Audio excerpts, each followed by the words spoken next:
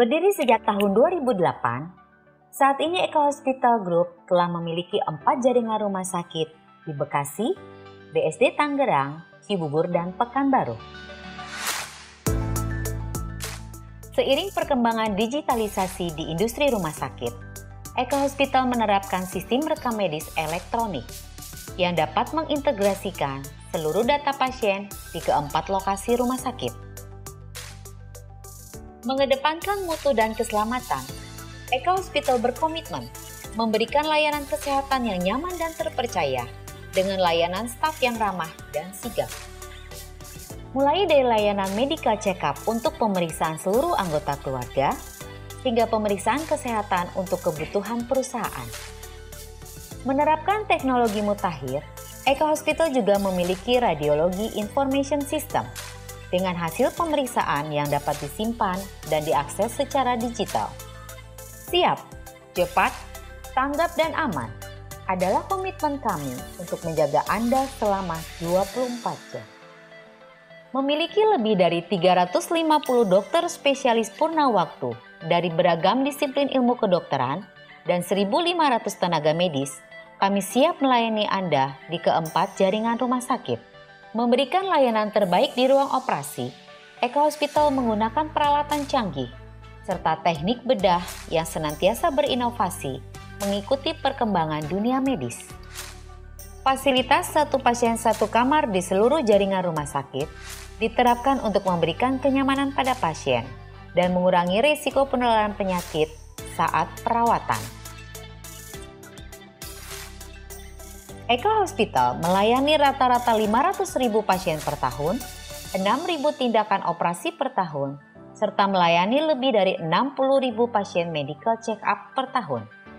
Berbagai akreditasi dan penghargaan di tingkat nasional maupun internasional yang telah kami raih merupakan wujud komitmen kami untuk menjadi rumah sakit pilihan yang melayani dengan hangat dan sepenuh hati.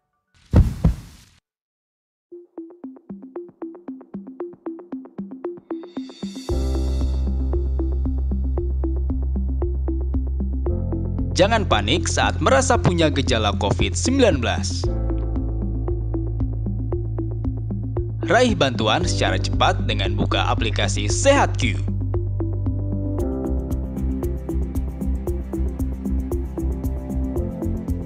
Bisa chat atau video call dokter. Beli obat atau vitamin hemat. Cari lokasi tes COVID-19 di jaringan NAR Kemenkes Republik Indonesia. Sampai cari perawatan lengkap setelah sembuh COVID-19. Tanya seputar COVID melalui WhatsApp dengan CS SehatQ. Ayo, download SehatQ sekarang.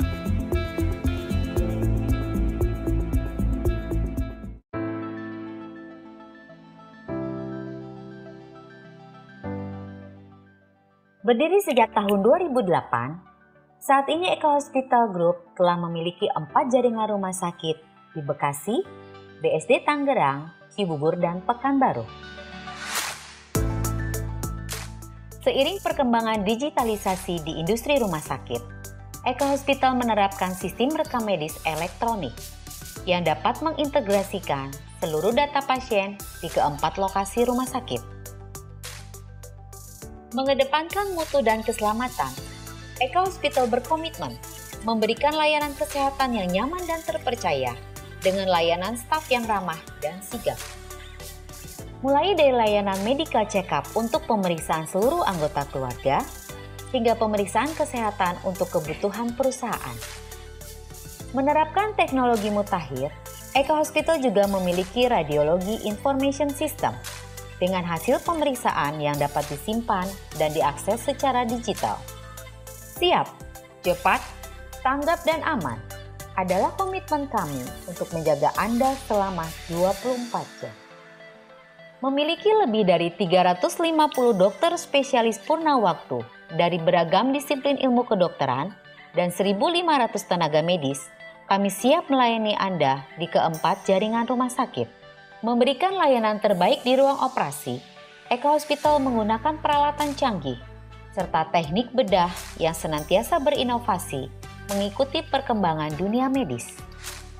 Fasilitas satu pasien satu kamar di seluruh jaringan rumah sakit diterapkan untuk memberikan kenyamanan pada pasien dan mengurangi risiko penularan penyakit saat perawatan.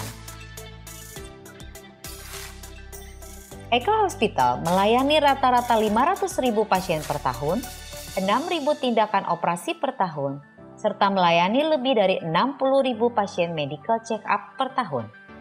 Berbagai akreditasi dan penghargaan di tingkat nasional maupun internasional yang telah kami raih merupakan wujud komitmen kami untuk menjadi rumah sakit pilihan yang melayani dengan hangat dan sepenuh hati.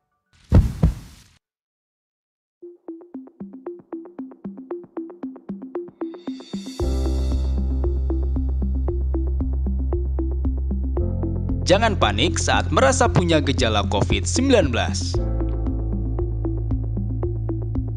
Raih bantuan secara cepat dengan buka aplikasi SehatQ.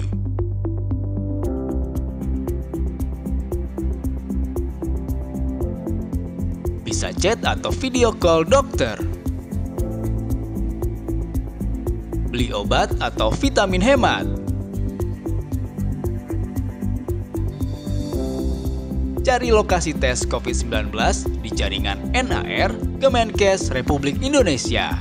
Sampai cari perawatan lengkap setelah sembuh COVID-19.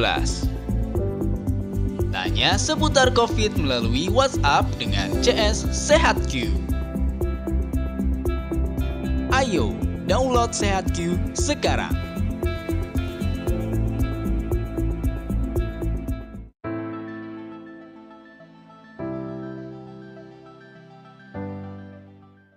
Berdiri sejak tahun 2008, saat ini Eka Hospital Group telah memiliki 4 jaringan rumah sakit di Bekasi, BSD Tangerang, Cibubur, dan Pekanbaru. Seiring perkembangan digitalisasi di industri rumah sakit, Eka Hospital menerapkan sistem rekam medis elektronik yang dapat mengintegrasikan seluruh data pasien di keempat lokasi rumah sakit.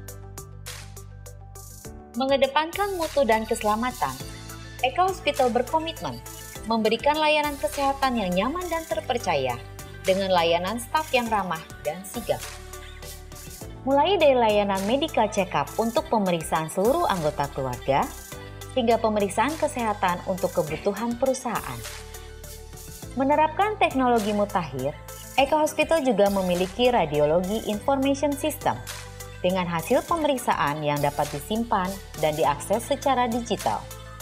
Siap, cepat, tanggap, dan aman adalah komitmen kami untuk menjaga Anda selama 24 jam. Memiliki lebih dari 350 dokter spesialis purna waktu dari beragam disiplin ilmu kedokteran dan 1.500 tenaga medis, kami siap melayani Anda di keempat jaringan rumah sakit.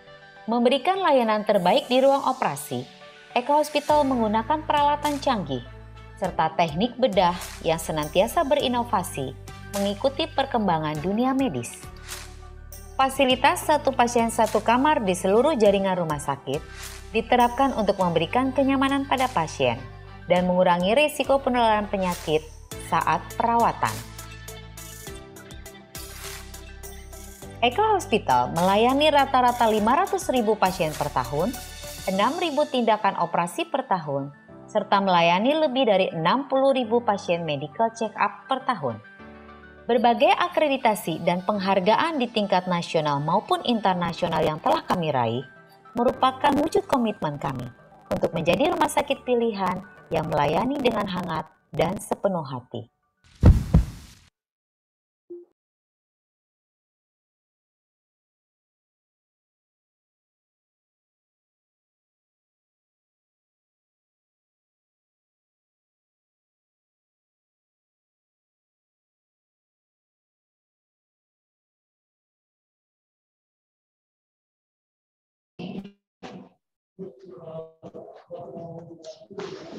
Halo, selamat siang healthy people. Assalamualaikum warahmatullahi wabarakatuh. Salam sehat, salam sejahtera untuk kita semua.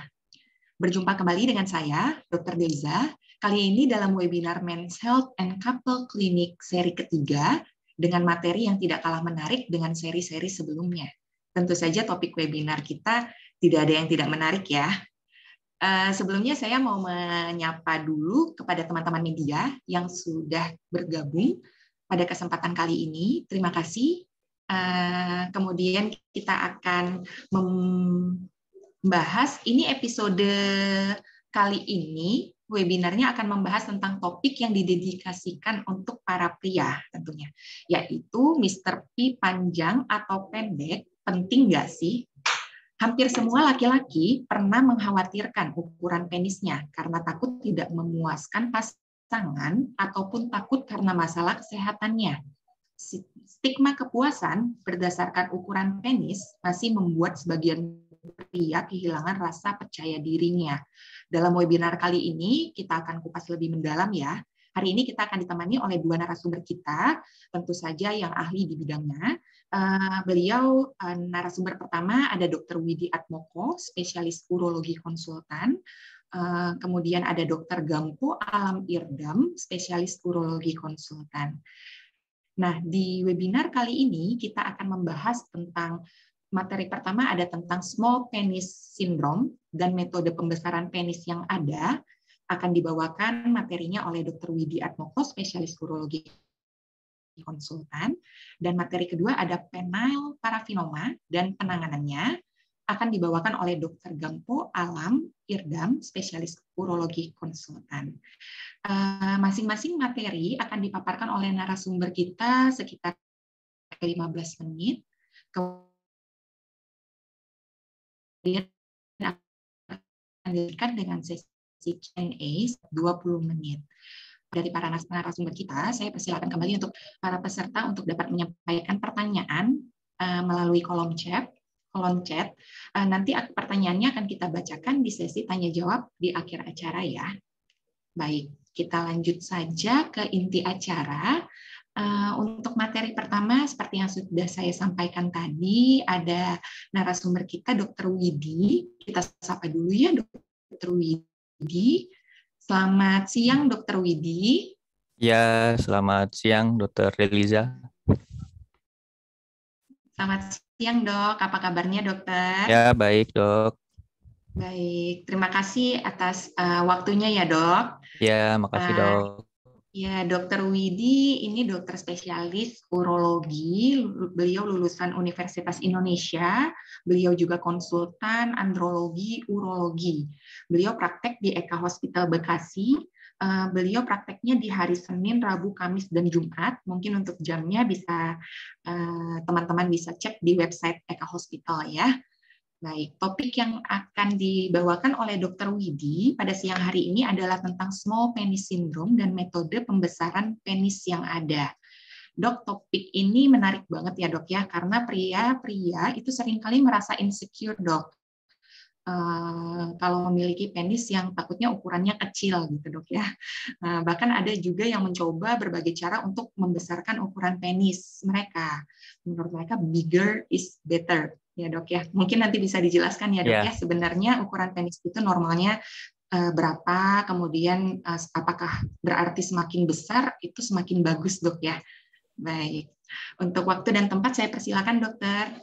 Baik, ya terima kasih Dr. Deliza atas introduksinya dan juga pengantarnya. Jadi memang sangat menarik sekali nih topik siang ini. Jadi memang seperti yang dibilang oleh Dr. Deliza, banyak sekali ya pria-pria cuma di Indonesia, bahkan di luar negeri pun rata-rata juga akan berkonsep seperti itu ya. Jadi kita mungkin sebagai pria makin kesini makin harus tahu nih kira-kira apa yang benar bagaimana, dan kira-kira kalau misalnya memang ada, tentunya memang ada yang mungkin ada yang pendek tapi ada yang kelainan, tapi ada yang normal tapi sebenarnya ya nggak tidak pendek juga gitu loh.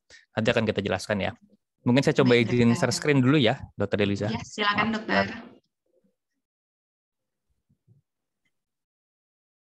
Apakah sudah terlihat, Dok? Sudah, Dok. Oke. Ya, baik. Selamat siang teman-teman semua dan juga para dokter ya, dan juga dari Eka Hospital terima kasih sudah memfasilitasi untuk webinar. Sebenarnya ini yang episode ketiga ya untuk method and couple ya. Jadi mudah-mudahan ini bisa membuka wawasan kita semua. Yang terutama mungkin siang ini kita akan membahas mengenai penis nih, penis dari sisi ukuran dan juga mungkin sebenarnya juga masalah nanti juga akan ada diameter dan juga panjang. Nanti akan kita di sini juga ada kehadiran Dr. Gampo ya, nanti juga akan membahas mengenai masalah karena banyak sekali metode-metode pembesaran yang mungkin sebenarnya tidak benar, itu juga nanti akan kita bahas ya. Jadi untuk topik yang pertama ini topiknya cukup menarik ya, apakah ukuran penis saya normal? Dan ini nanti coba akan kita kaitkan dengan ada namanya sindrom small penile syndrome, nanti akan saya jelaskan. Dan juga nanti tentunya akan saya jelaskan juga kira-kira ada metode apa saja nih sebenarnya untuk pembesaran penis. Tentunya nanti akan kita bahas, dicoba sebisa semedis mungkin, tapi memang kita coba menjelaskannya secara awam. Ya. Ini adalah topik bahasan yang akan saya bahas pada siang ini. Jadi kira-kira yang pertama,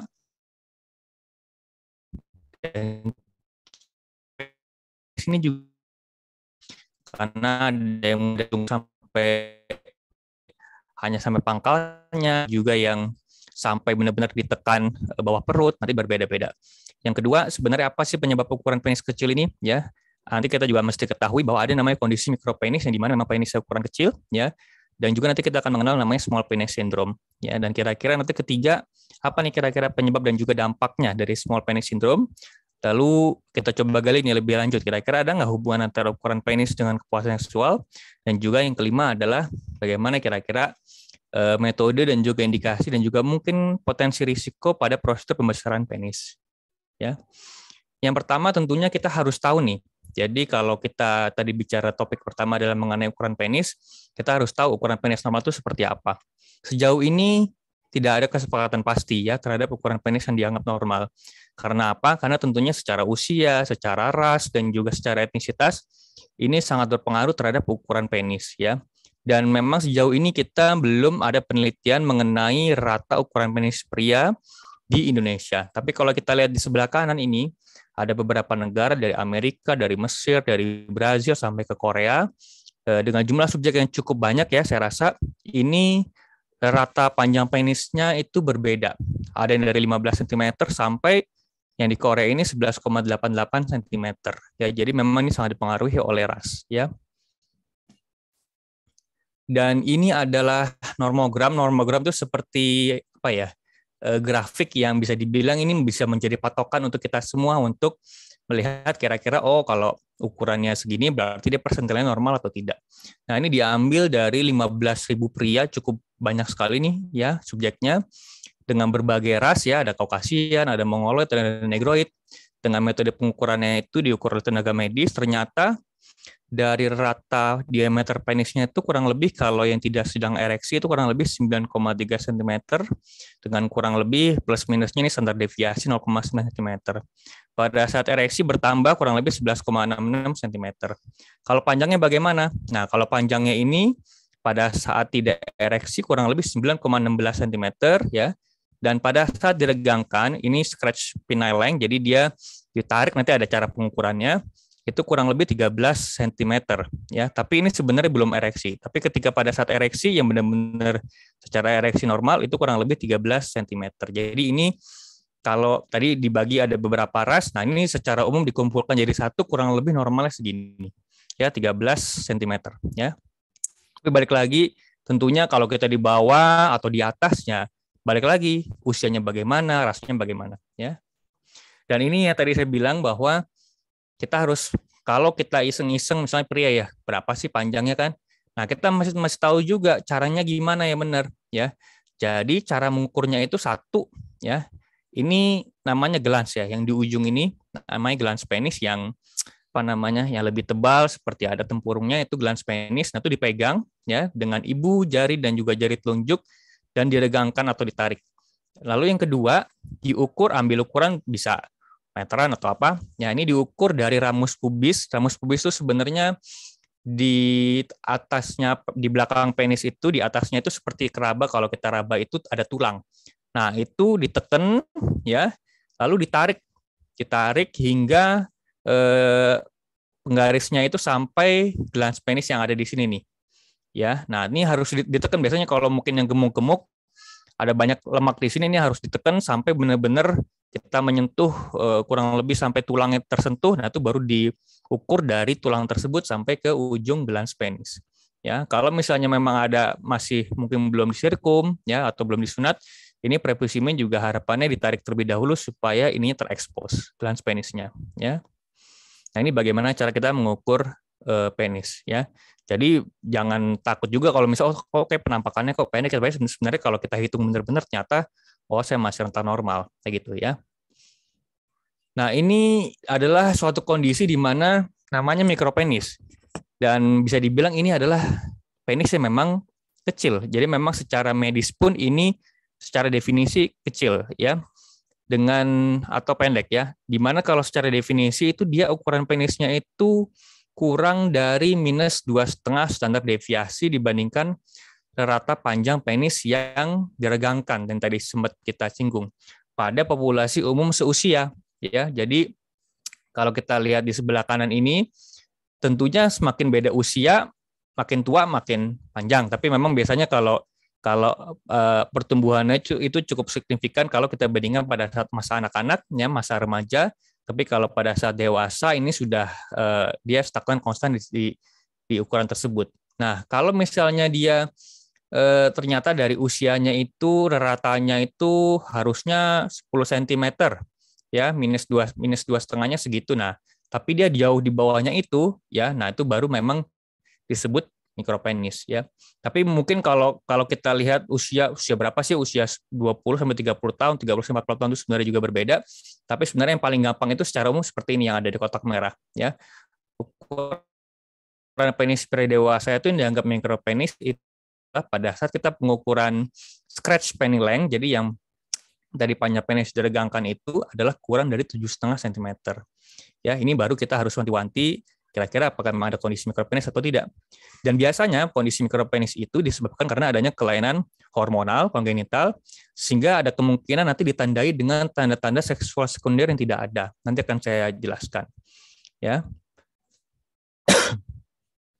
Nah, ini sebenarnya yang tanda-tanda seksual sekunder ya. Jadi ini sebenarnya yang gambarnya normal. Jadi ada peningkatan massa otot, perubahan komposisi tubuh, ukuran penis membesar, adanya rambut pubis, ada tesis membesar seiring bertambahnya usia dari remaja menjadi dewasa. Ini adalah tanda-tanda yang bagus.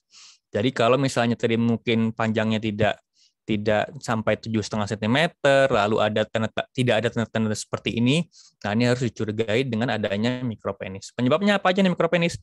Ada macam-macam. Kalau misalnya penyebabnya karena kongenital pada saat kelahiran, ya bisa ada kemungkinan gangguan hormonal, ya bisa ada masalah sindrom juga, sindrom macam-macam, ada Klinefelter, ada Down.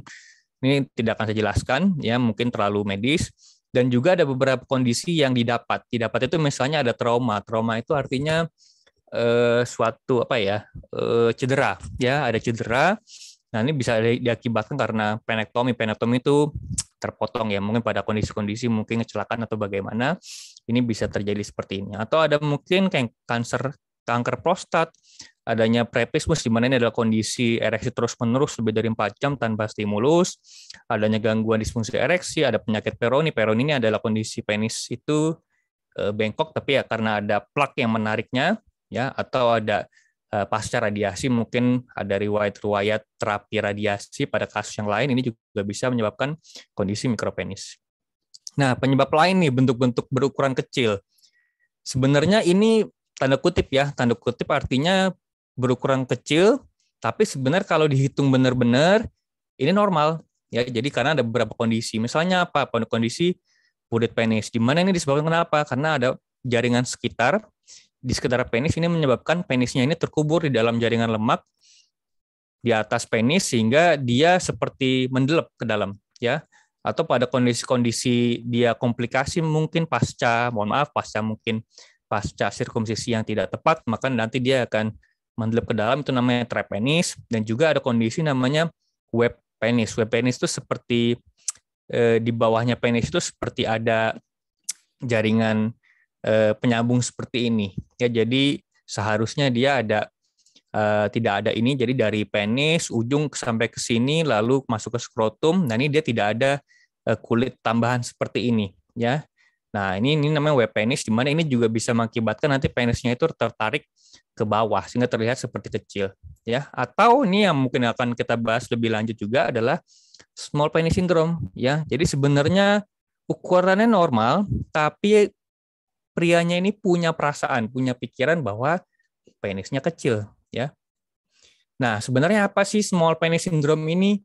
Nama lain adalah small penis anxiety, di mana definisinya adalah pria ini dia punya ukuran penis normal sesuai dengan definisi-definisi yang tadi, tidak masuk ke mikropenis dan juga ukuran normal sesuai dengan rata usianya.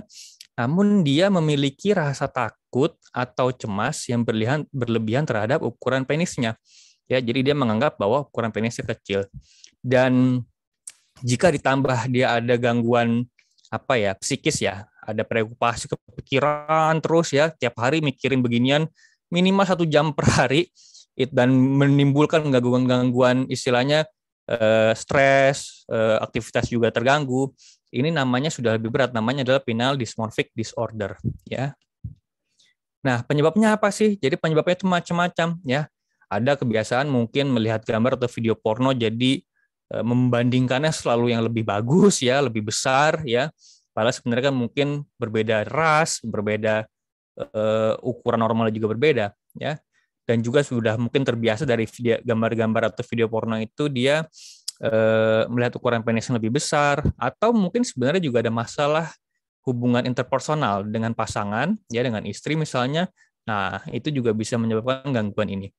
Dan misalnya adalah berat badan berlebih, ya. Padahal ini sebenarnya dia masalah perspektif saja. Jadi mungkin merasa gemuk sekali, lalu dilihat-lihat kok ke bawah, kok kayaknya kecil. Padahal sebenarnya kalau dihitung secara benar dengan tadi yang teknik yang benar itu dia masih ukuran normal. Atau memang ada gangguan masalah psikis, ya, ada depresi, ada OCD ini obsessive compulsive disorder, ya. Jadi maunya perfect. Nah, itu dia bisa ke arah sana. Dan kalau kita lihat memang sebagian besar pria ini merasa masalah timbul ini sejak masa anak-anak, ya, saat merasa ukuran penisnya lebih kecil dibandingkan teman sebayanya. Jadi memang ini bisa dibilang secara prevalensi timbulnya lebih dahulu, ya. Dan bagaimana sih persepsi pria terhadap ukuran penis? Ini ada beberapa penelitian, ya. Kita men-share seperti ini jadi supaya tahu nih bahwa pria-pria ini di dunia ini seperti apa. Dan memang dikatakan bahwa 45 sampai 68,3% ini pria ini secara umum menginginkan ukuran penis yang lebih besar, baik pada saat tidak ereksi maupun ereksi. Jadi memang tadi seperti dibilang Dr. Deliza juga benar, bigger is better. Ya, jadi ada yang bilang bahwa penis ini dianggap sebagai simbol maskulin, kekuatan, kemampuan, dominasi dan lain-lain. Ya, sehingga dikatakan ukuran penis lebih besar dianggap lebih baik, ya. Dan ternyata juga memang pria ini juga memiliki ekspektasi yang sangat tinggi terhadap ukuran penis, ya. Dan secara penelitian ini ada yang bukan iseng-iseng ya, meneliti bahwa dari rata panjang penis berdasarkan pengukuran oleh peneliti itu ternyata sekitar 2,54 cm lebih pendek dibandingkan dengan rata berdasarkan pasien itu sendiri. Jadi kalau ada penelitian dibandingkan pria yang mengukur sendiri sama orang lain atau peneliti yang mengukur, oh ternyata kalau cara pengukurnya itu yang melakukan adalah peneliti atau orang lain, itu lebih pendek. Jadi yang pria-pria ini menganggap ini kayaknya saya lebih besar nih harusnya nih gitu. Ya, jadi ternyata ini banyak sekali over report seperti ini, ya. Dan memang justru malah yang pria-pria yang datang pada penelitian ini itu dia sebagian besar pria itu yang datang itu dengan keluhan penis kecil sebenarnya memiliki ukuran penis normal. Ya, jadi dari yang datang itu dengan keluhan penis kecil, ya, dihitung-hitung sebenarnya itu ternyata 98% itu ternyata ukuran normal. Ya, padahal dia sebagian besarnya merasa keluhan penis kecil, ya. Dan bagaimana sih kalau kita lihat nih? Nah, ini kita coba bandingkan dengan perempuan, ya. Persepsi pria versus wanita terhadap ukuran penis. Nah, berdasarkan penelitian survei internet ini terhadap 52.000 pria dan juga wanita heteroseksual, kalau dari sisi pria, ya, itu tingkat kepuasan, kalau dari sisi wanita, tingkat kepuasan wanita itu terhadap ukuran penis itu pasangan lebih tinggi dibandingkan pria. Ya, artinya apa? Jadi dibandingkan kalau pada wanita sebenarnya mereka ya dengan apa adanya pasangan itu mereka puas. Karena dia merasa yang ingin lebih besar tuh kecil ya. Kalau puas itu 85%, yang ingin lebih besar 14%, ya ada juga nih yang ingin lebih kecil mungkin terlalu besar ya. Ini 2%. Ya berbeda dengan pria. Pria ini hampir 45% tuh merasa pokoknya saya pengennya lebih besar ukuran penis. Ya. Jadi tolong mungkin yang pria-pria jangan ego juga, kita harus juga memperhatikan kira-kira sebenarnya dari sisi wanita ini cukup puas 80% dengan ukuran penis, walaupun ini kita tidak melihat ukuran penis pasangannya berapa. Intinya adalah bahwa dari survei ini 85% wanita puas dengan pasangannya. Nah, bagaimana sih pendapat pasangan wanita terhadap ukuran penis? Nah, ini survei ini menunjukkan, ada suatu penelitian menunjukkan bahwa 51% wanita ini beranggapan ukuran penis ini tidak berhubungan dengan kepuasan seksual. Ya, jadi dilihat-lihat bahwa dan juga diteliti panjang vagina itu kurang lebih 7 sampai 10 cm ya. Dan memiliki kemampuan untuk beradaptasi terhadap ukuran penis. Tapi balik lagi bahwa dia ukurannya panjang vagina itu 7 sampai 10 cm. Jadi tidak sebenarnya secara realistis ukuran normalnya itu tidak sampai lebih dari 15 cm. Jadi cukup 7 sampai 10 cm ya. Dan ini juga ada penelitian ya. Ini cukup menarik juga. Selain dari panjang, ini juga ada namanya diameter. Jadi kalau panjang itu kan dari ujung depan sampai ujung belakang. Nah, diameter ini kelilingnya ya. Keliling dari diameter dari penisnya itu bagaimana? Nah, ini dikatakan ada 170 wanita yang sudah atau sedang hamil. Ini ditanya nih, apakah panjang atau diameter yang lebih penting dalam hubungan seksual? Dan ternyata yang dikatakan lebih penting itu, kalau kita lihat dari sisi penting ini, hampir 32% itu menjawab diameter. 20% yang lebih kecil itu panjang. Ya. Nah, dikatakan yang tidak penting, 55% ini mengatakan tidak penting panjang. Ya. Dan juga sangat tidak penting, ini juga masih lebih tinggi yang panjang. Jadi memang secara umum, dikatakan bahwa diameter penis ini dianggap ternyata malah lebih penting dibandingkan panjang penis. Ya. Dan ini juga ada penelitian ini cukup menarik juga, tetap masih dilihat dari perspektif dari pasangan wanita, bagaimana hubungan ukuran penis dan kepuasan senggama. Nah, ini adalah satu-satunya penelitian eksperimental untuk menilai kepuasan seksual wanita berdasarkan panjang penis. Ya. Jadi desainnya itu pasangan pria ini nanti diminta untuk menggunakan cincin silikon, ya, sebagai dia nanti dipasang di dasar penis untuk mengurangi kedalaman penetrasi. Nah, ini ada macam-macam ukuran ini. Jadi ada yang paling pendek, yang A ini 0,5 cm, bertambah yang B 1 inch, bahkan sampai D 2 inch. Nah, nanti dilihat kira-kira kalau pada saat dia dipasang ini berkurang atau tidak. Ya, dan memang pasangan wanita ini tidak mengetahui ukuran silikon yang dipakai. Jadi supaya mengurangi bias, ya. Dan dilihat kepuasan seksual bagaimana setelah 3 sampai 5 kali bersenggama. Dan secara hasilnya dikatakan bahwa tidak ada perbedaan kepuasan seksual berdasarkan ukuran penis pada baseline, ya. Namun memang dikatakan kepuasan seksual ini menurun 18% setiap penurunan 15% kedalaman dari penetrasi penis. Jadi yang kalau dia dipasang ukuran yang B, C, D ini masing-masing berkurang menjadi 18%. Ya. Tapi ini perlu diketahui bahwa secara kesimpulan ukuran penis ini berpengaruh terhadap kepuasan seksual wanita apabila ada pemendekan penis. Jadi pada dasarnya dia harus tahu dulu pasangannya itu ukuran berapa.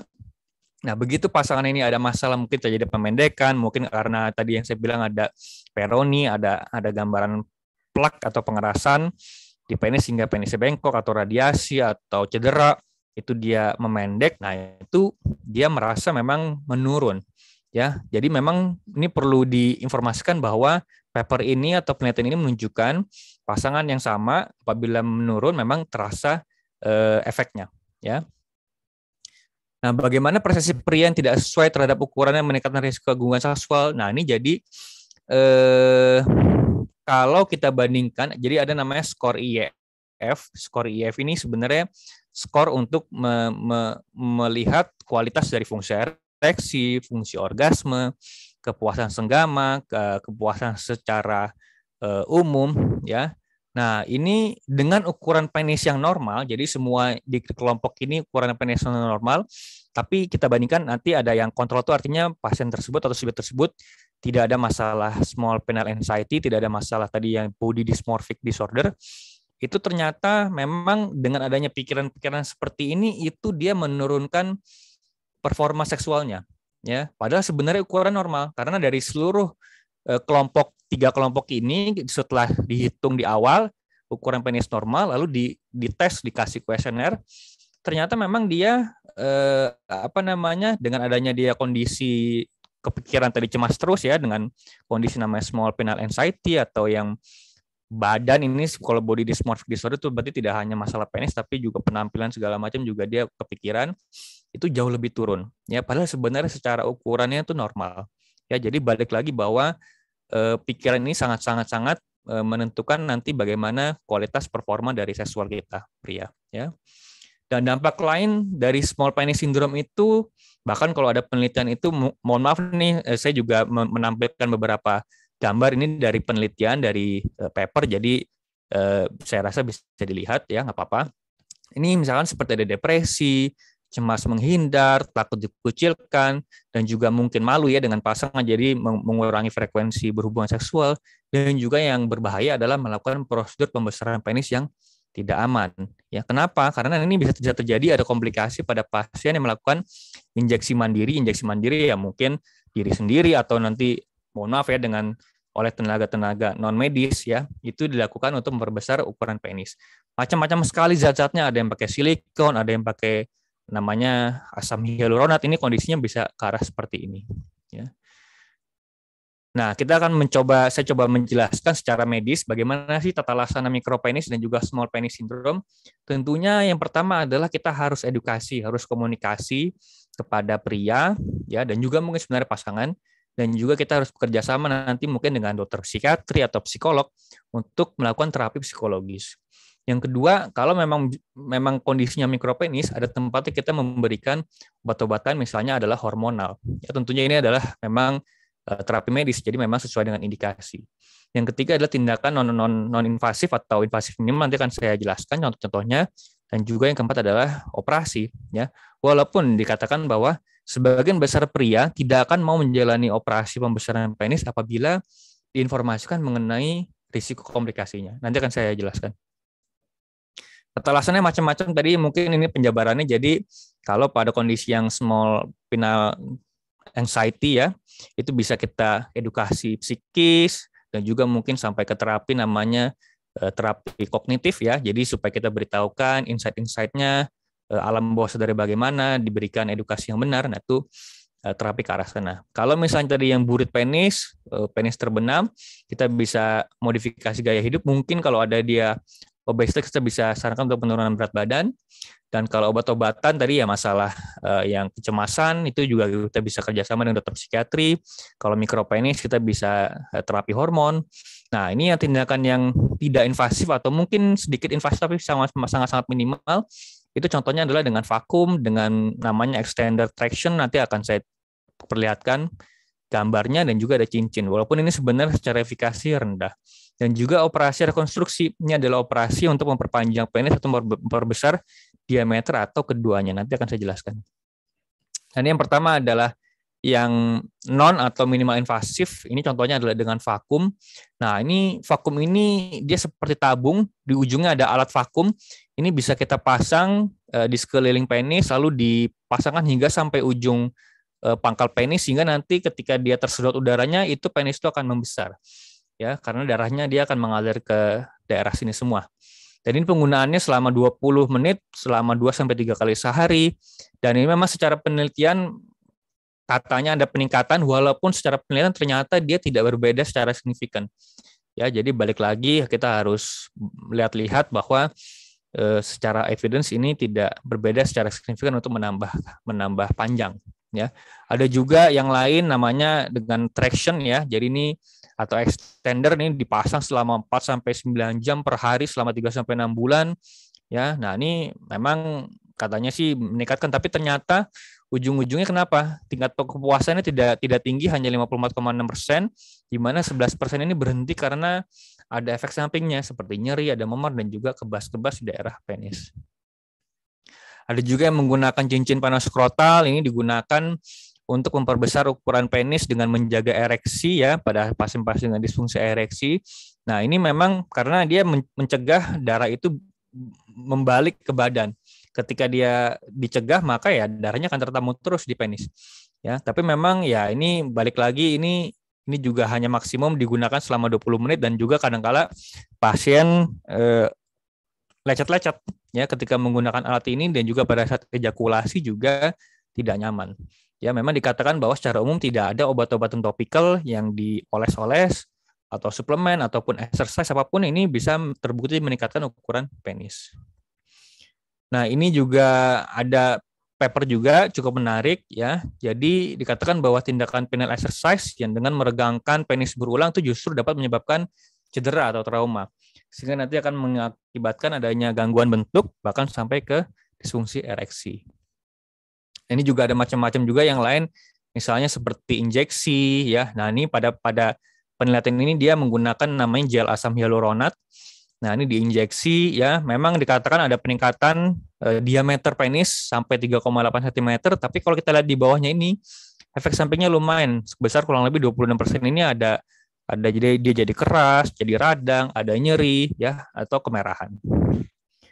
Ada juga pakai lemak yang diambil dari tubuh pria itu sendiri lalu disuntikan ya. Nah, ini kurang lebih 20-80% itu pada penis yang disuntikan itu dia berkurang lagi diameternya ya, sehingga dia membutuhkan prosedur berulang kali ya. Jadi ya sebenarnya tidak efektif dan juga lumayan membuang biaya seperti ini. Dan 80, nah ini ada penelitian di Indonesia ya, karena kita juga banyak sekali nih kalau mungkin belum pernah lihat ya. Nah, ini banyak sekali sebenarnya ya. Saya bilang banyak ya karena memang kalau di bidang urologi kita lumayan sering menerima kasus ini, mungkin Dokter Gampu juga sering sekali.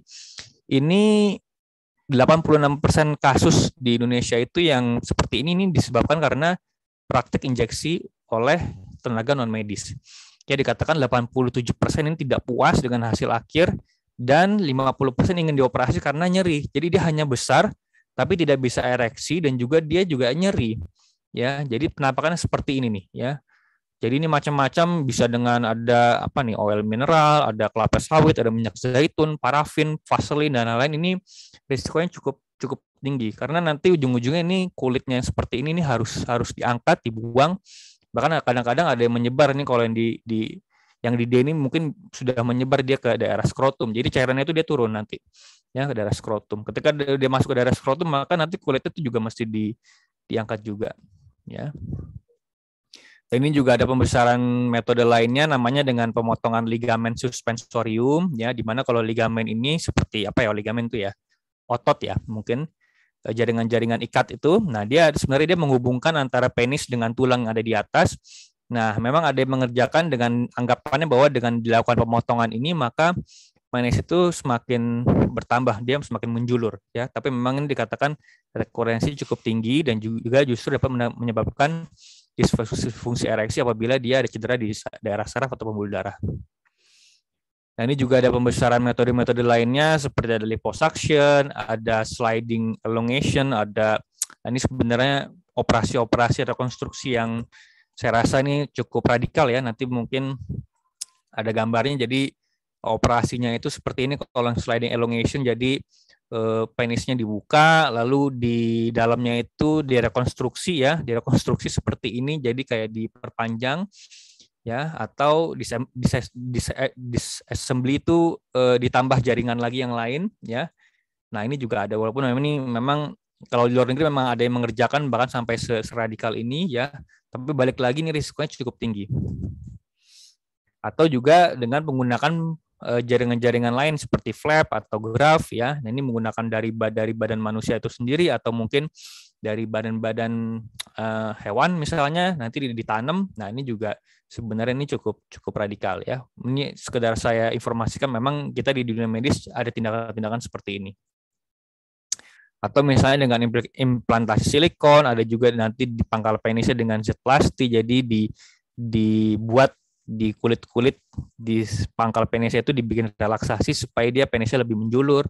Atau yang paling terakhir adalah prostesis penis. Dan ini memang sebenarnya biasanya prostesis penis ini digunakan pada kasus-kasus disfungsi ereksi yang sudah tahap lanjut, sudah susah kita tangani, dan biasanya nanti kita bisa kombinasikan dengan pembesaran penis tadi yang seperti yang sliding elongation itu. Nah, itu kita bisa rekonstruksi penis dengan memperpanjang plus kita pasang implannya, ya. Dan memang dikatakan secara umum, ya, bahwa sebagian besar prosedur itu hanya meningkatkan panjang atau diameter pada saat flaccid. Jadi pada saat flaccid itu artinya pada saat tidak ereksi, ya. Jadi ya gede aja, dia lagi nggak ereksi juga besar, tapi pada saat dia ereksi itu tidak ada peningkatan yang signifikan, bahkan biasanya sangat-sangat disertai dengan keluhan nyeri. Ya, jadi ujung-ujungnya pasien juga atau pri jadi trauma. Trauma artinya ya trauma secara psikis, ya, dia udah mengerjakan banyak hal tapi hasilnya tidak memuaskan. Dan ini ada beberapa rekomendasi ya dari internasional bahwa dikatakan operasi pembesaran penis ini hanya dilakukan untuk yang panjang penisnya itu sangat-sangat pendek, jadi kurang dari 7,5 cm dengan cara pengukuran yang benar. Lalu ada juga bahwa operasi pemanjangan atau pembesaran penis ini merupakan prosedur eksperimental, ya, dan pasien harus memahami risiko komplikasi dan juga efek samping terhadap operasi tersebut, ya.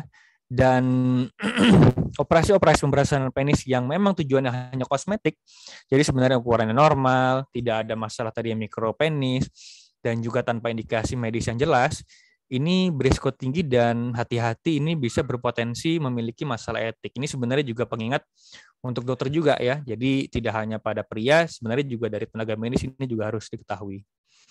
Jadi sebagai kesimpulan, sebagian besar pria yang mengeluhkan penis kecil memiliki ukuran penis normal. Dan terlebih sebagian besar wanita puas dengan ukuran penis pasangan, ya. Jadi jangan berkecil hati. Ya, dan tidak ada bukti yang kuat yang menghubungkan ukuran penis dengan kepuasan seksual, ya. Nah, yang SPS ini adalah small penis anxiety, dan juga yang tadi yang body dysmorphic itu juga ternyata justru meningkatkan risiko disfungsi seksual. Jadi sebenarnya kalau yang kondisi-kondisi seperti ini justru psikisnya atau pikiran yang harus diterapi, ya. Dan tindakan membesar penis ini memiliki risiko komplikasi yang tinggi dengan tingkat kepuasan yang rendah sehingga tidak dianjurkan pada pasien dengan ukuran penis yang normal. Saya rasa demikian, Dr. Deliza. Terima kasih, mudah-mudahan bermanfaat untuk kita semua. Baik, terima kasih dokter atas penjelasannya yang menarik dan sangat informatif ya dok ya. Jadi ternyata dari hasil penelitian kepuasan seksual dari pasangan itu tidak melulu berhubungan dengan ukuran penis ya dok ya. Yang penting sehat, bisa berfungsi sebagaimana mestinya. Tadi di salah satu slide juga ada yang menjelaskan dok bahwa banyak prosedur ternyata ya dok ya tindakan pembesaran penis yang malah dilakukan oleh non medis ya dok ya. Dan kemudian menimbulkan banyak komplikasi. Nah, ini salah satunya ada penilparafinoma. Kebetulan narasumber kita berikutnya akan membahas lebih detail tentang penilparafinoma. Kita sapa dulu Dr. Gampo. Selamat siang, dokter. Selamat siang, Dr. Delisa. Iya, selamat ini dok, selamat siang. Jadi ini kita mau bacakan dulu CV singkat dokter ya dok ya. Dokter spesialis urologi, lulusan Universitas Indonesia. Beliau adalah konsultan trauma dan rekonstruksi urologi. Beliau berpraktek di Eka Hospital Cibubur. Untuk jadwal praktek, beliau di hari Selasa, Rabu, Kamis, dan Sabtu. Mungkin untuk jamnya bisa melihat di websitenya Eka Hospital ya. Baik, siang ini dok, kita akan bahas tentang penilparafinoma serta cara penanganannya bagaimana. Sepertinya banyak dari healthy people di sini yang mungkin belum pernah dengar ya dok ya tentang penilparafinoma sendiri. Nah, untuk itu, untuk waktu dan kesempatannya saya persilakan ya dok. Oke, terima kasih Dr. Deliza atas perkenalannya yang baik. Saya izin share screen dulu ya. Silakan dokter.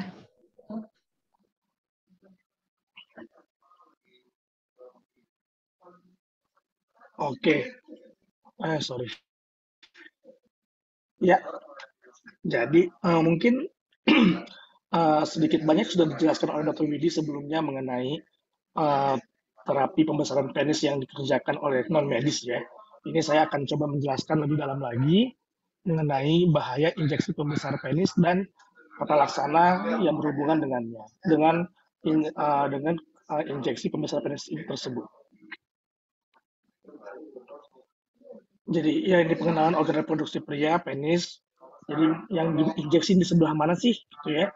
Yang diinjeksi itu biasanya di bagian bawah kulit dari bagian subkutis, gitu ya, di bagian subkutisnya. Nah ini tadi sudah dijelaskan oleh Dr. Widi mengenai ukuran penis normal saat ereksi. Ada beberapa rata ukuran saat ereksi yang bisa dilihat. Indonesia tidak ada di dalam penelitian tersebut ya, tapi ini ada di suatu publikasi yang bukan dari publikasi medis. Ini Indonesia letaknya lumayan di Asia Tenggara cukup tinggi ya. Jadi dia 4,6 inci di atas negara-negara lain di Asia Tenggara, tapi memang masih berada di bawah rata global. Ini cara mengukur penis, tadi sudah dijelaskan oleh Dr. Widi, saya tidak akan mengulang lagi. Sekarang mengenai injeksi pembesar penis. Jadi injeksi pembesaran penis ini sejak kapan sih dikerjakan? Ini dikerjakan sejak tahun 1899 gitu ya. Jadi ada orang namanya Robert Gersuni, dia melakukan injeksi Vaseline. Vaseline itu suatu oil base pada anak laki-laki yang menjalani pengangkatan kedua testis. Jadi karena kedua testis diangkat, penisnya kecil, lalu dilakukan injeksi Vaseline untuk memperbesar. Lalu seiring berjalannya waktu, penggunaan Vaseline juga digunakan untuk filler untuk organ-organ lain seperti payudara, pipi, kelopak mata, otot, dan juga hidung gitu ya. Lalu injeksi-injeksi ini meskipun banyak komplikasi yang terjadi, namun tetap dikerjakan di mana-mana. Sehingga banyak negara yang melarang penggunaan injeksi bahan-bahan minyak dan sejenisnya berkaitan dengan komplikasinya. Intinya adalah menyuntikkan bahan-bahan non-medis ke dalam penis dengan tujuan memperbesar ukuran penis. Dan sebagian besar dilakukan secara ilegal oleh tenaga non-medis. Ya, ini sudah dikerjakan lebih dari 100 tahun. Reaksi injeksi akan muncul variatif. Biasanya munculnya setelah 1 tahun hingga 2 tahun penyuntikan, namun bisa datang lebih cepat, bisa juga datangnya lebih lambat. Kenapa orang melakukan injeksi penis? Tentunya yang paling utama untuk memperbesar ukuran penisnya itu sendiri gitu ya. Lalu untuk meningkatkan kepercayaan diri, mengobati disfungsi ereksi, memuaskan pasangan, dan juga tradisi budaya. Prevalensi injeksi penis cukup tinggi ya, 1-32% di seluruh dunia, dan paling banyak ditemukan di Asia Tenggara, di Korea, di Timur Tengah, dan juga di Eropa Timur. Di sini juga Amerika Serikat juga lumayan tinggi, di sini kita lihat. Di Indonesia sendiri, injeksi pembesar penis ini banyak dijumpai di wilayah, terutama wilayah timur, termasuk Kalimantan, Nusa Tenggara, Maluku, dan juga Papua. Dan sebagian besar dilakukan oleh dukun, ya, tenaga non-medis. Nah, dan ini biasanya mouth to mouth gitu, jadi dari mulut ke mulut orang bilang, ini dengan dukun X bisa membesarkan penis nih. Lalu orang lain akan mengikutinya dan juga itu menyebar secara mulut ke mulut gitu ya.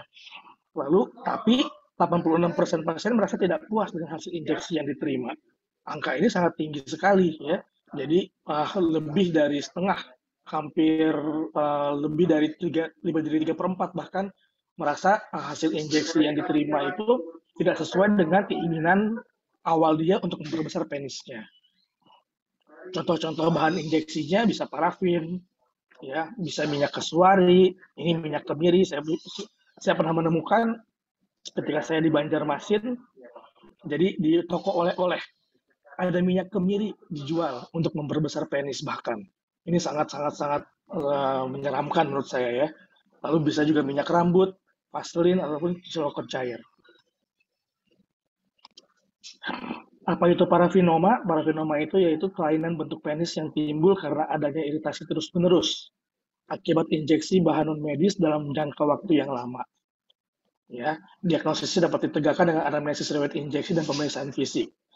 Nama lainnya, jadi namanya banyak sekali nih, nama-nama medis yang menjelaskan kelainan ini. Ada silikonoma, ada vaselinoma, ada sclerosing lipogranuloma, namun kita biasanya menggunakan istilah parafinoma. Gejalanya apa gitu ya? Jadi ketika diinjeksi mungkin belum muncul gejalanya, tapi setelah terjadi reaksi jaringan, terjadi respon inflamasi di jaringan yang diinjeksikan, penis bisa merah, panas, bengkak, lalu bisa juga muncul ulkus atau luka. Lalu perubahan bentuk dari penis, ya, tadi bentuk penisnya normal, lama-lama menjadi besarnya tidak sesuai dengan keinginan, lalu juga ada keluhan nyeri saat berhubungan seksual, dan juga ketika pasiennya ereksi.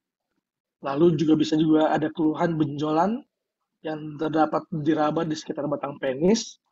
Lalu benjolan tersebut tidak hanya terbatas di batang penis saja, namun bisa juga turun ke kantong kemaluan ataupun ke daerah perut bagian bawah, sehingga menyebabkan pasiennya terganggu.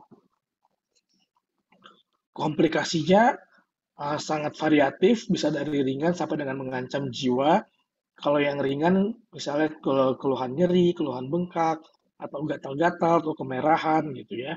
Kalau misalnya komplikasi yang sedang, dia bisa menyebabkan gangguan berkemih, bisa muncul luka, bahkan infeksi, ya, nanah, pasiennya demam, dan perdarahan berulang.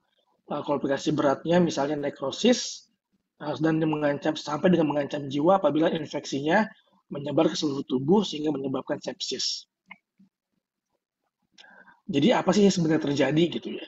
Kenapa sih yang disuntiknya sedikit, cuma 2-3 cc, kok respon tubuhnya bisa berlebihan banget gitu?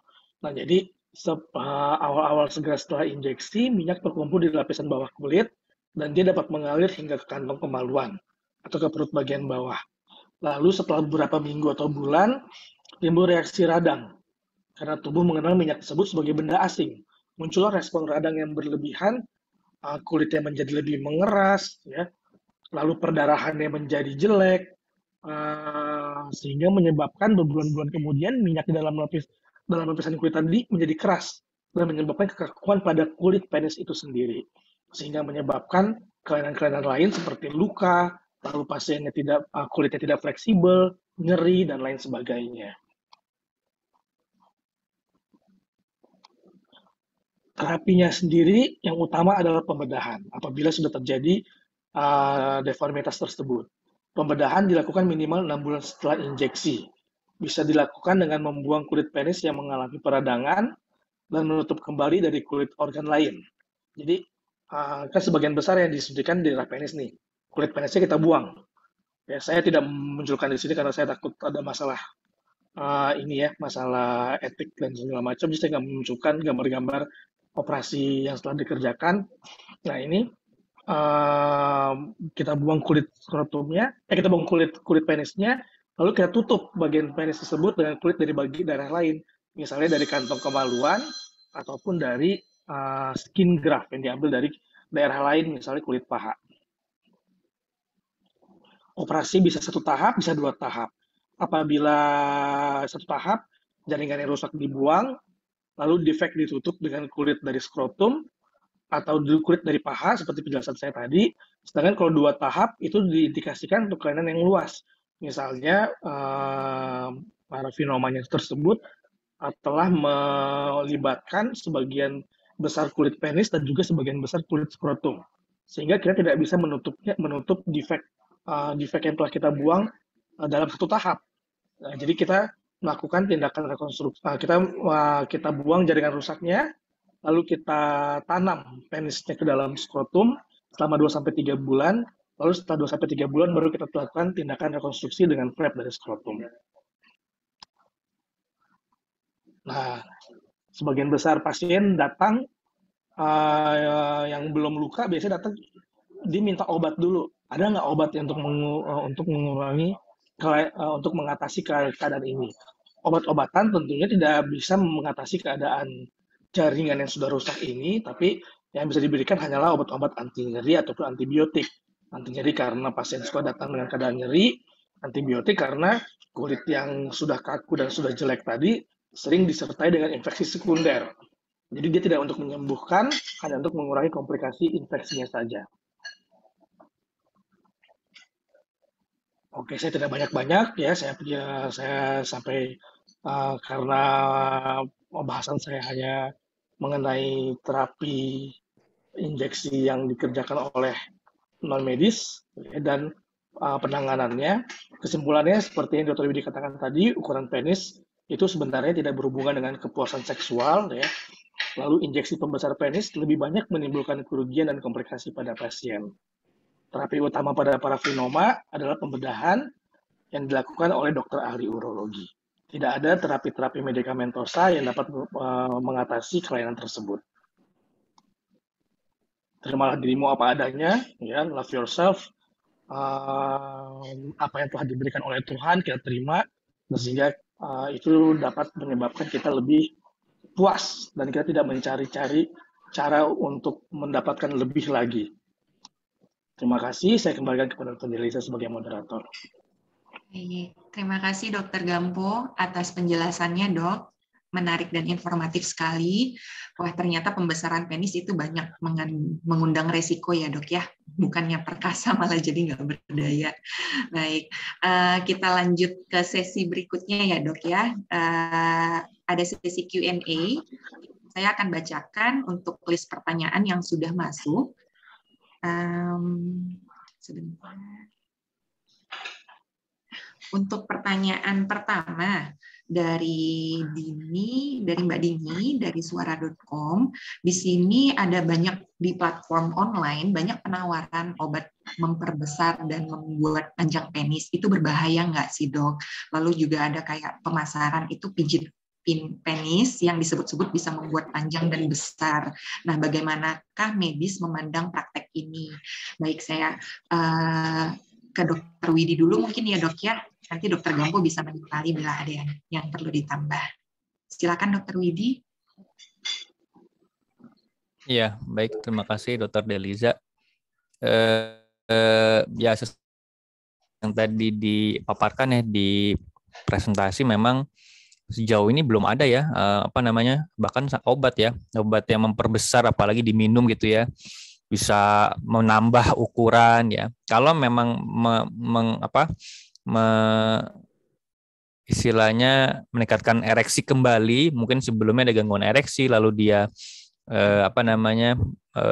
diobatin dengan obat, nah itu bisa ada penyembuh ereksi ada, tapi memang tidak ada yang sifatnya menambah ukuran, apalagi menambah besar gitu, sebenarnya tidak ada ya. Apalagi dengan obat-obatan yang mohon maaf yang dibalur lah, dipijit segala macam, memang secara medis ini ya bisa dibilang belum evidence base-nya tidak banyak, dan memang justru rata-rata kebanyakan ada komplikasinya. Ya, karena dengan kita masukkan cairan-cairan yang kita nggak tahu, mohon maaf itu bisa ada bikin radang, tadi sudah jelaskan Dr. Gampo, jadi harus hati-hati ya. Balik lagi konsepnya bahwa kita lihat nih sebenarnya secara penis ukuran normal atau tidak, dilihat dari evidence medisnya gitu loh. Jadi kalau misalnya dari bukti-bukti yang ada, secara data ini sebenarnya normal panjang saya gitu kan misalnya kan. Nah, nanti tinggal dan kalau kita penelitian juga sebenarnya kan perempuan juga seperti itu. Jadi dia hampir mayoritas tidak ini yang mohon maaf ya, tidak secara panjang itu juga tidak terlalu berpengaruh ya. Mungkin itu ya dari jawaban saya. Mungkin Dr. Gampo ada tambahan, Dok. Terima kasih, Dok. Dr. Gampo mungkin ada tambahan, Dokter? Tadi gimana pertanyaannya? Yang ini ya, yang pemberian. Iya, Dok. Jadi banyak penawaran obat yang memperbesar dan membuat panjang penis, berbahaya atau tidak. Kemudian pemasaran pijat penis juga, Dokter. Ya, saya rasa jawabannya nggak jauh beda ya dari Dr. Widi, sama aja. Jadi sebagian besar bahan-bahan tersebut yang namanya bahan, apalagi bahan non medis gitu ya, itu tentunya menyebabkan dianggap sebagai benda asing buat tubuh kita. Itu akan menyebabkan reaksi jaringan dan menyebabkan kelainan yang yang tadinya ingin besar malah mendapatkan hasil yang tidak seperti diinginkan gitu. Justru kebanyakan komplikasi yang didapatkan karena ada reaksi jaringan dari tubuh kita untuk melawan bahan asing yang diaplikasikan ke dalam atau diinjeksikan ke dalam penis kita tersebut gitu. Kalau saya dan seperti yang untuk jawaban yang pertanyaan yang satu lagi mengenai pijat penis itu saya pernah baca gitu ya, ada memang sebenarnya bukan pijat penis sih, tapi ada suatu prosedur yang dikerjakan di Timur Tengah gitu ya, namanya jelking gitu. Itu untuk memperpanjang penis. Itu dikatakan sih memang bisa untuk memperpanjang dia hanya secara temporer, tapi untuk secara jangka panjang dia tidak ada ininya, tidak ada efek positifnya, sehingga pijat penis yang sebenarnya intinya adalah untuk menarik-narik penis dan untuk memperpanjang penis itu saya rasa tidak ada tempatnya untuk dikerjakan. Terima kasih Dokter Gampo atas penjelasannya, Dok. Pertanyaan selanjutnya, Dokter, ini terkait dengan orang yang gemuk ya, Dok. Orang yang gemuk itu cenderung memiliki penis yang kecil dan pendek. Itu kenapa ya, Dok? Kemudian, apakah orang yang dengan penis kecil itu bisa melakukan hubungan seksual dengan nyaman atau tidak ya, Dok? Silakan ke Dokter Widi dulu mungkin, Dok. Ya, baik. Makasih, Dok. Dr. Deliza ya. Jadi memang balik lagi ya, sebenarnya mau gemuk, mau kurus, mau mungkin bagus gitu badannya ya, asal dia memang secara by evidence, secara pengukuran yang baik, dia panjangnya normal, ya sebenarnya kita bilang dia normal ya. Jadi tapi memang ada kadang-kala dengan dia gemuk itu satu bisa ada kemungkinan kejadian tadi saya sempat bilang burit penis. Ya, nah ketika kejadian burit penis itu ya terutama pada saat dia flasil atau tidak ereksi, dia terbenam di dalam lemak di atas di bawah perut itu. Ya, jadi itu memang bisa menimbulkan sebenarnya lebih ke arah kosmetik ya. Jadi memang secara ereksi dia bisa oke, bagus, tapi memang kosmetiknya tidak bagus. Dan kalau bisa dibilang ya, jadi intinya sebenarnya bisa ya, dan tidak ada hubungannya, karena kalau masalah pendek panjang itu tidak ini. Tapi kalau misalnya dari risiko burit penis itu memang ada ya pada yang gemuk.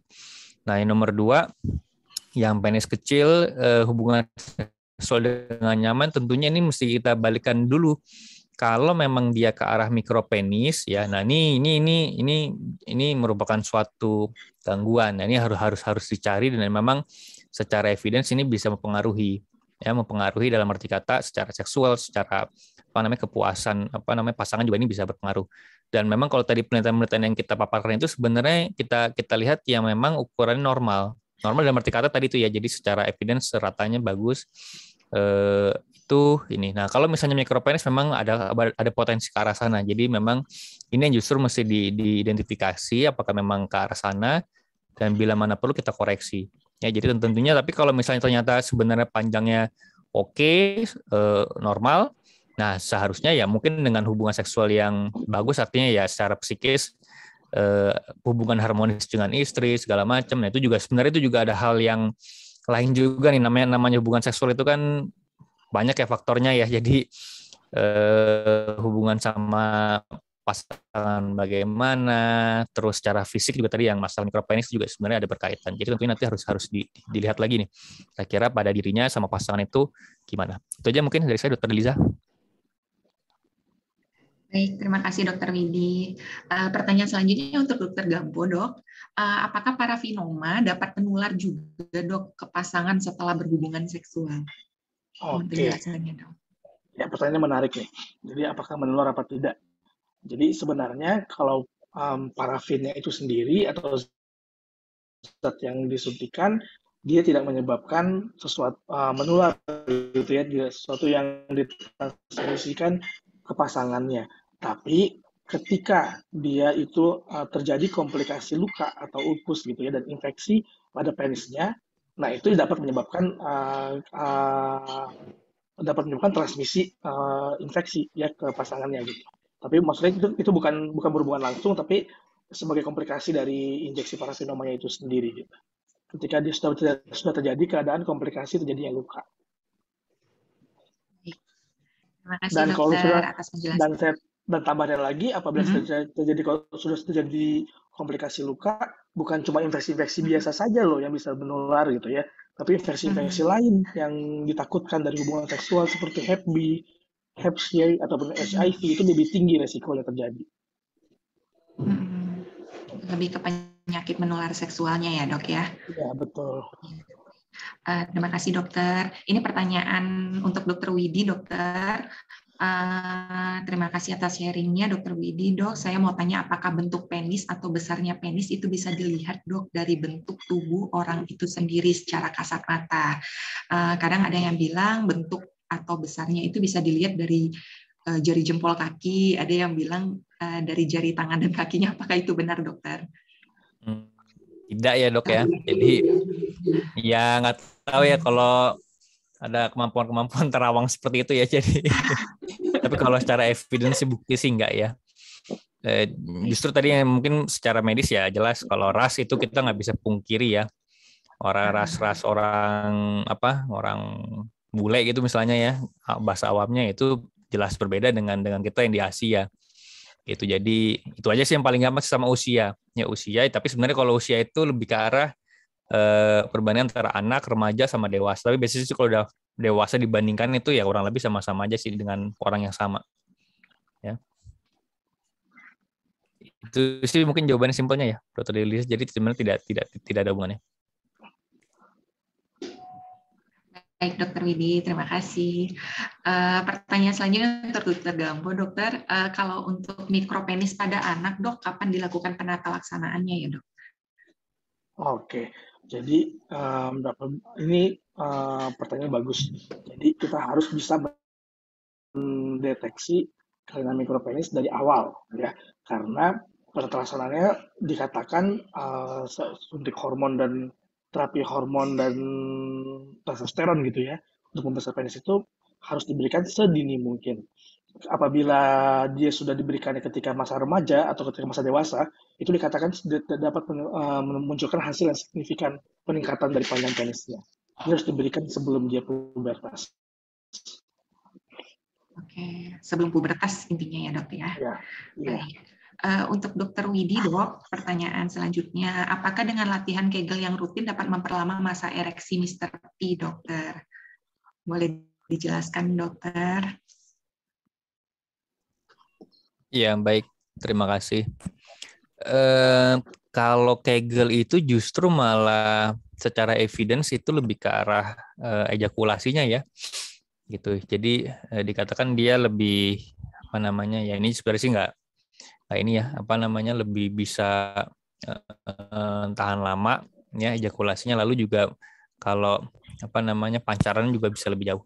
Dan itu memang ada evidence-nya sih. Cuman kalau misalnya meningkatkan ereksi ya saya rasa sih tidak ya gitu. Jadi tapi memang ada beberapa ya tentunya kalau secara umum kesehatan makin bagus, makin sering berolahraga itu ereksi semakin baik ya secara umum. Gitu sih mungkin ya. Baik dokter, terima kasih. Pertanyaan selanjutnya dokter, ini mungkin bisa Dokter Widi, Dokter Gampo dulu boleh, nanti Dokter Widi mungkin ada tambahan ya dok ya. Dok, penggunaan obat ereksi berbahaya nggak sih dok? Dan panduan pemakaiannya yang tepat seperti apa? Banyak lelaki juga untuk onani ini menggunakan tisu dan sabun mandi. Bahaya nggak sih dok dilakukan terus-menerus dan efek jangka panjangnya apa kira-kira dokter? Silakan Dokter Gampo. Oke, jadi penggunaan obat ereksi berbahaya apa tidak? Iya. Nah, ini pertanyaan bagus sekali ya. Jadi kita sering orang mengobati ereksi sendiri gitu kan ya. Sedangkan untuk pengobatan disfungsi ereksi sendiri sebenarnya ada faktor-faktor yang harus kita gali lebih lanjut gitu. Apakah disfungsi ereksi ini merupakan suatu kelainan yang sifatnya organik gitu ya, atau ada kelainan fisik yang menyertainya, ataupun hanya bersifat psikis gitu. Nah, jadi itu harus sebelum menggunakan obat ereksi ini sebaiknya kontrol dulu ke dokter urologi. Ya, ini Dokter Widi ini ahlinya nih, konsultannya di bagian andrologi. Jadi bahaya apa tidak?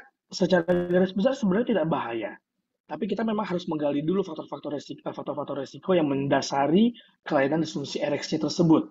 Dan apabila bisa dimodified, kita modify dulu faktor resiko yang ada. Nah, mengenai penggunaan obat ereksi itu sendiri, itu sebenarnya secara umum tidak bahaya, tapi ada beberapa kondisi medis yang dapat menjadi kayak red alert gitu ya. Jadi bahaya, nggak boleh nih sama sekali digunakan untuk pasien ya, seperti pada pasien-pasien yang mengalami gangguan jantung koroner yang mengkonsumsi obat vasodilatasi atau nitrat gitu. Mungkin nanti Widi bisa lebih banyak menambahkan. Satu lagi mengenai pertanyaan mengenai onani, ini mungkin sering dikerjakan oleh orang-orang ya, tapi sebenarnya sih dari penelitiannya nggak ada yang mengatakan bahaya gitu ya. Tapi yang namanya kalau terus-menerus, apalagi yang dikerjakannya hampir terus, nggak maksudnya kayak orang yang orang yang terus-menerus mengerjakan hal tersebut, itu bisa menyebabkan lecet di penisnya. Jadi itu hati-hati aja sih untuk itunya. Tapi untuk efek jangka panjangnya sih sebenarnya yang membahayakan tidak ada. Terima kasih Dokter Gampo. Dokter Widi mungkin ada tambahan dokter untuk pertanyaannya? Iya, kurang lebih sama dengan Dokter Gampo ya. Jadi penggunaan obat-obatan ereksi ini tentunya harus diindikasikan sesuai medis ya. Jadi jangan coba-coba. Jadi kalau ini karena gini, memang dari pernah dulu melakukan penelitian itu banyak obat-obat itu ternyata tidak asli. Ya. Jadi obat-obatnya ternyata tidak asli yang banyak yang dijual pinggiran. Ya, jadi itu juga berbahaya. Jadi kita nggak tahu obatnya apa, dan yang paling kita takutin itu sebenarnya ereksi jadi terus-menerus ya, prepismus. Jadi itu namanya kalau kondisi namanya medisnya prepismus, itu bisa ereksi lebih dari 4 jam tanpa stimulus. Nah, itu juga jadi hal yang bahaya karena dia nanti bisa lama-kelamaan darahnya mengumpul terus di sana, jadi nanti bisa ada jaringan yang rusak. Nah, itu jadi tentunya obat-obatan ini asal kita berikan sesuai dengan indikasi medis. Tadi juga sudah dijelaskan Dokter Gampo, ada beberapa hal yang menjadi kontraindikasi, itu juga harus diperhatikan. Saya rasa cukup aman ya, karena memang banyak sekali pilihannya ya. Nggak cuma satu obat, ada kalau sebut dagang ya Viagra, Cialis, itu juga itu beda-beda, cara penggunaannya beda, dan memang tipikal kerjanya juga beda. Itu nanti bisa kita sesuaikan dengan keinginan pasien atau keinginan pria itu. Ya. Itu aja mungkin ya tadi ya, atau ada pertanyaan kedua? Saya lupa tadi. Tadi yang terakhir tentang onani dokter yang menggunakan tisu dan sabun mandi. Saya rasa sih itu kalau di dunia seksologi sih relatif ya. Jadi memang asal tidak menggunakan bahan-bahan yang tidak membahayakan jaringan, kulit, segala macam. Ya, saya rasa sih sebenarnya sih nggak masalah sih ya. Gitu.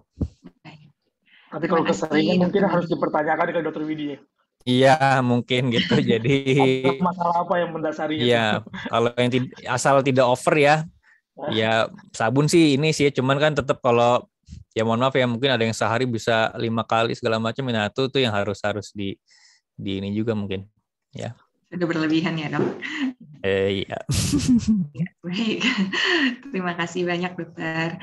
Terima kasih banyak atas pertanyaan yang sudah masuk. Mohon maaf tidak semua pertanyaan bisa kita bahas karena keterbatasan waktu.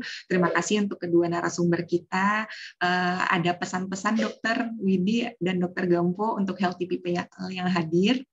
Boleh dokter Widi bila ada pesan-pesan dok?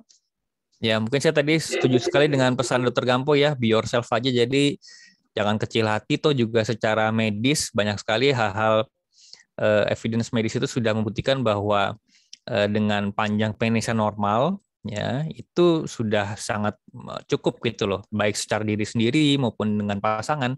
Jadi jangan udah bagus, alami, masih bisa ereksi dengan baik. Saya bilang ya, masih bisa ereksi dengan baik, terus ditambah lagi terapi, mohon maaf ya, terapi aneh-aneh, itu malah nanti bisa jadi kacau balau, ya udah nggak bisa ereksi, nyeri, pasangan juga jadi nggak happy, ya tentunya ini harus diinformasikan, kecuali memang ada indikasi-indikasi, oh ternyata panjangnya memang secara medis tidak normal, nah itu baru mesti kita tata laksana. Itu aja mungkin dari saya, Dr. Deliza. Mungkin Dr. Gampo. Terima kasih Dr. Widi. Dr. Gampo, Ya. boleh dok? Ya, selain terimalah diri kita apa adanya, kita juga nggak boleh egois satu lagi ya. Jangan hanya mementingkan diri kita sendiri. Sebenarnya sebagian besar kasus dari praktek pembesaran penis ini adalah dari kita sendiri yang sebenarnya ingin itunya besar gitu. Sedangkan pasangan kita sebenarnya nggak pingin gitu loh, udah cukup puas dengan apa yang sudah ada ya. Jadi kita tidak boleh egois, kita harus memperhatikan juga pasangan hidup kita yang sebenarnya sudah cukup menerima kita apa adanya. Udah itu aja dari saya. Terima kasih Dr. Gampo. Tidak terasa kita sudah sampai di penghujung acara. Sebelum saya tutup, saya ingin memberikan kesimpulan singkat dari materi yang telah disampaikan oleh para narasumber kita. Jadi ternyata ukuran penis itu tidak menjadi tolok ukur ya kepuasan berhubungan seksual dengan pasangan ya healthy people. Jadi jangan mudah terpengaruh oleh mitos-mitos yang mengenai ukuran penis, bahkan sampai memutuskan untuk melakukan pembesaran penis. Because bigger is not always better. Banyak resiko komplikasi yang mungkin terjadi. Sebagian besar pria, seperti tadi di slide-nya Dr. Widi, ada tulisannya sebagian besar pria tidak akan mau menjalani operasi pembesaran penis apabila diinformasikan mengenai waran dan risiko komplikasinya. Oleh karena itu, ketika healthy people merasa memiliki masalah dengan area pribadinya, mari cari informasi sebanyak-banyaknya, serta konsultasikan dengan dokter spesialis yang ahli di bidangnya untuk membantu penanganannya. Baik. Untuk acara seri webinar kita kali ini sudah selesai. Saya mau infokan bahwa acara sejenis akan diadakan satu bulan sekali. Jadi sampai ketemu di seri selanjutnya bulan depan dengan topik yang tentunya tidak kalah menarik. Saya Dr. Deliza pamit undur diri. Sampai bertemu lagi di lain kesempatan. Terima kasih. Salam sehat, selamat siang, dan selamat beraktivitas. Wassalamualaikum warahmatullahi wabarakatuh. Terima kasih Dr. Widi, terima kasih Dr. Gampo. Oke, terima kasih. Ya, terima kasih Dr. Deliza, terima kasih Dr. Gampo. Ya, terima kasih semuanya. Jangan panik saat merasa punya gejala COVID-19. Raih bantuan secara cepat dengan buka aplikasi SehatQ.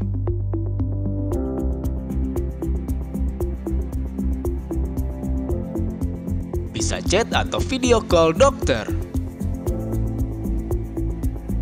Beli obat atau vitamin hemat. Cari lokasi tes COVID-19 di jaringan NHR Kemenkes Republik Indonesia. Sampai cari perawatan lengkap setelah sembuh COVID-19. Tanya seputar COVID melalui WhatsApp dengan CS SehatQ. Ayo, download SehatQ sekarang.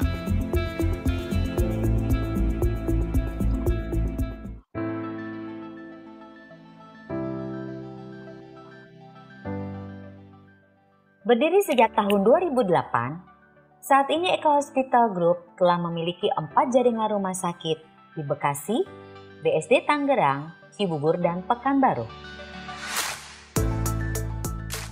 Seiring perkembangan digitalisasi di industri rumah sakit, Eko Hospital menerapkan sistem rekam medis elektronik yang dapat mengintegrasikan seluruh data pasien di keempat lokasi rumah sakit. Mengedepankan mutu dan keselamatan, Eko Hospital berkomitmen memberikan layanan kesehatan yang nyaman dan terpercaya dengan layanan staf yang ramah dan sigap. Mulai dari layanan medical check-up untuk pemeriksaan seluruh anggota keluarga, hingga pemeriksaan kesehatan untuk kebutuhan perusahaan. Menerapkan teknologi mutakhir, Eko Hospital juga memiliki radiologi information system dengan hasil pemeriksaan yang dapat disimpan dan diakses secara digital. Siap, cepat, tanggap, dan aman. adalah komitmen kami untuk menjaga Anda selama 24 jam. Memiliki lebih dari 350 dokter spesialis purna waktu dari beragam disiplin ilmu kedokteran dan 1.500 tenaga medis, kami siap melayani Anda di keempat jaringan rumah sakit. Memberikan layanan terbaik di ruang operasi, Eka Hospital menggunakan peralatan canggih serta teknik bedah yang senantiasa berinovasi mengikuti perkembangan dunia medis. Fasilitas satu pasien satu kamar di seluruh jaringan rumah sakit diterapkan untuk memberikan kenyamanan pada pasien dan mengurangi risiko penularan penyakit saat perawatan. Eka Hospital melayani rata-rata 500.000 pasien per tahun, 6.000 tindakan operasi per tahun, serta melayani lebih dari 60.000 pasien medical check-up per tahun. Berbagai akreditasi dan penghargaan di tingkat nasional maupun internasional yang telah kami raih merupakan wujud komitmen kami untuk menjadi rumah sakit pilihan yang melayani dengan hangat dan sepenuh hati.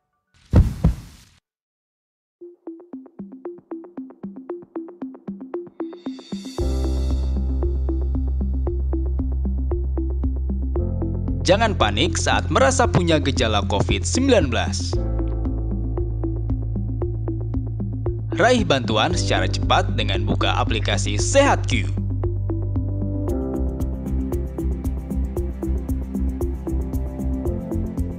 Bisa chat atau video call dokter. Beli obat atau vitamin hemat. Cari lokasi tes COVID-19 di jaringan NAR Kemenkes Republik Indonesia. Sampai cari perawatan lengkap setelah sembuh COVID-19. Tanya seputar COVID melalui WhatsApp dengan CS SehatQ. Ayo, download SehatQ sekarang.